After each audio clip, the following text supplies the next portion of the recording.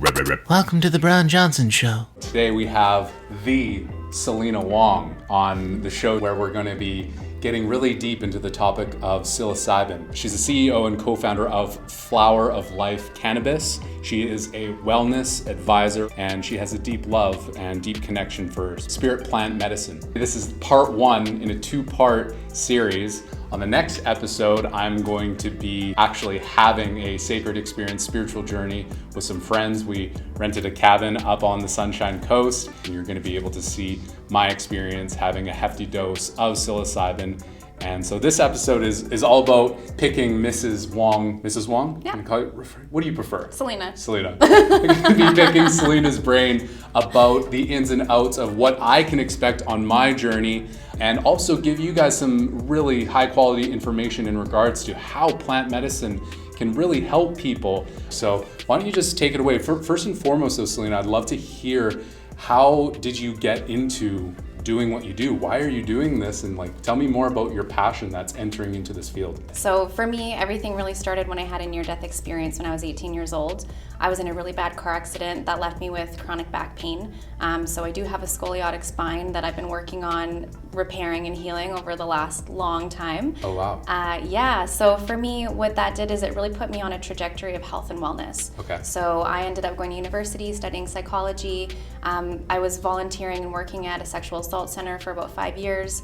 And what I realized is when we're working with people that are traumatized, there's a whole plethora of an approach that you need to take with helping heal that core wound, and counseling is really helpful. Being on certain medications for certain individuals can be helpful. Absolutely, diet, exercise can be great. But for me, in my own personal journey with healing my own body, I realized that there was more to it. So I started looking into alternative health. I also looked into energetic healing, and then that led me on a path to explore spirit plant medicines. So spirit plant medicines really are these master teacher medicines like cannabis, for example. Psilocybin is also one of them. Ayahuasca, you had mentioned, before we started the interview. All of these medicines, if you can imagine, they do have a spirit, they have an essence, they are a being. So working with these medicines really brought me on a path where it was like a co-evolutionary experience where you're working with these beings and getting to the core of the trauma or the core of the wound and beginning to expose that and beginning to move through that. Working through the subconscious mind and some of those triggers and traps that we all get caught up in. And really helping to expose and illuminate those in a really loving and it can be intense, but it can also be a really fun way, depending on how you're working with them. Yeah, no doubt. Not to get too much into my other story, but I did take care of my grandparents for 10 years in home until they died. After my grandparents had passed, there was a really deep level of grief for me. There was a loss of identity because I'd been a caregiver for over 10 years, losing my grandparents as a granddaughter. So what the psilocybin helped me with is actually moving through that grief a lot, which was really helpful. And what it also did is it brought up some of these residual trauma points that were unresolved from my car accident in the beginning. It's a total PTSD type scenario. So for me, working with the psilocybin in that way in a ceremonial space was really helpful to move the energy, move the traumatic impacts energetically in my body, and be able to be in a safe container where I could cry and I could, I wouldn't say scream, but really get some stuff out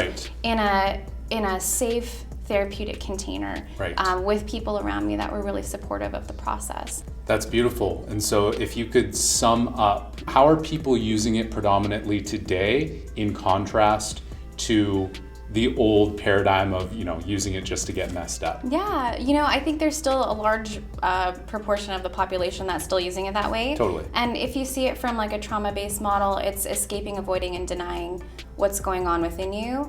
Whereas, this newer approach, or this, I would say a renaissance or reclamation of this approach where we are using it therapeutically, we're using it in a clinical setting, it's really actually facing all of those things. So instead of escaping, you're fully aware of what's going on and you're moving through it in a conscious way. So one thing that I'd love to hear from you, just for myself and for all of you as well, if you're going to have a ceremonial experience, what are the proper steps to facilitate a really successful experience? Yeah, so 5 things. So the very first thing is your intention. Okay. So if your intention is to get fucked up and go frolic in the woods, cool, that's an intention, awesome. If that's what you're gonna do, great. A lot of people, when they're working with it ceremonially, they'll have a very clear intention. Like for myself, when I was working through the grief with my grandmother, it was really to allow that grief to come through, right. which can be really uncomfortable, but also really healing, you know? So having a very clear intention, and I would definitely set that out before you go into ceremony. Totally. Second thing is your mindset. So if you are super scattered or you're really stressed out or you're just like not in a good headspace, I wouldn't necessarily say it would be a great time for you to do mushrooms. However, just being really clear about getting yourself back into your body and back into alignment with yourself can also help really ground that out. So even before this, we had a nice few breaths, and that's a really great way to just get yourself into a better mindset. Right. A lot of people are using psilocybin also for anxiety, depression, to help just kind of like loosen things up. So if somebody is in a really negative, depressed mind state, they might find it with a little teeny tiny microdose, so like less than 0.25 of a gram. I personally take 0.5 of a gram, or 0.05 of a gram, so 50 milligrams. Oh, wow. Really small dose. Right. Doesn't have any psychotropic or psychoactive effects.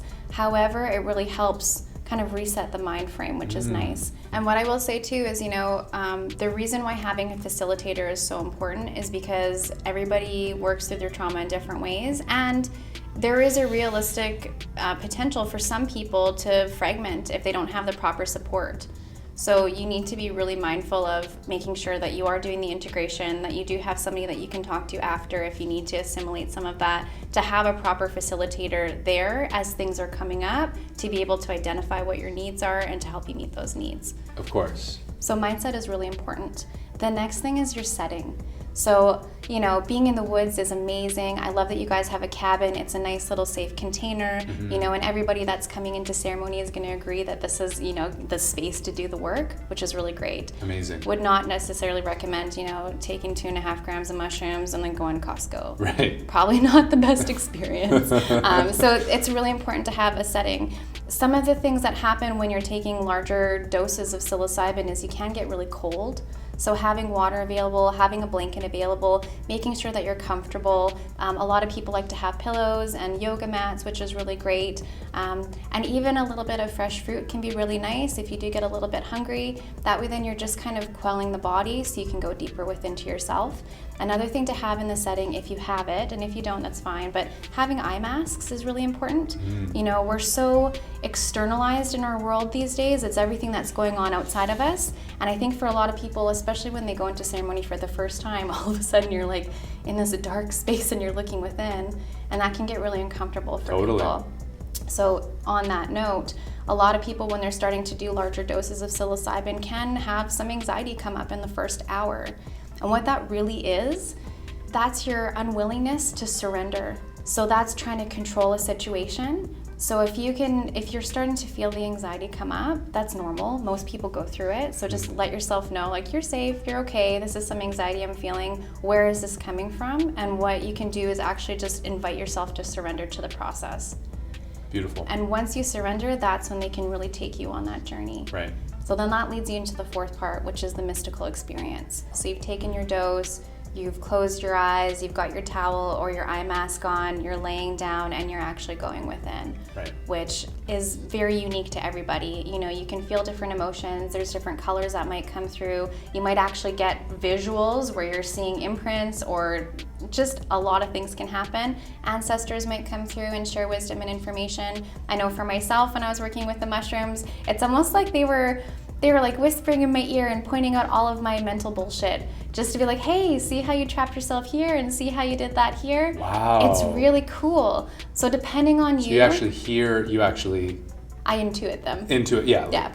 That's not like a little... Of course, but yeah. You No, intuit it, yeah. and however you receive information. Right. You know, so for me, I always imagine mushrooms as these like fun little friends. Wow. And they kind of like take you on a journey. So for me, when I was moving through my grief, I was getting caught in some mental loops. So they were pointing out where I was getting hooked in. Wow. Which was really cool. Beautiful. Yeah. So from that perspective, I really can understand more how it actually is a legit teacher. It's a plant that you put into your body that gives you that intuitive pull and push and guidance around and over top of your, like you said, your bullshit that's holding you back, or your trauma. Absolutely. Yeah. You know, so what I invite people to do before they take the medicine is to actually look at it. You know, honor what you're taking, make a memory, you know, really connect, and imagine for yourself that this really is a co-shared experience. This is like a friend that you're talking to, and they're going to help you move through some stuff depending on your intention, you know, Right. or help illuminate some things.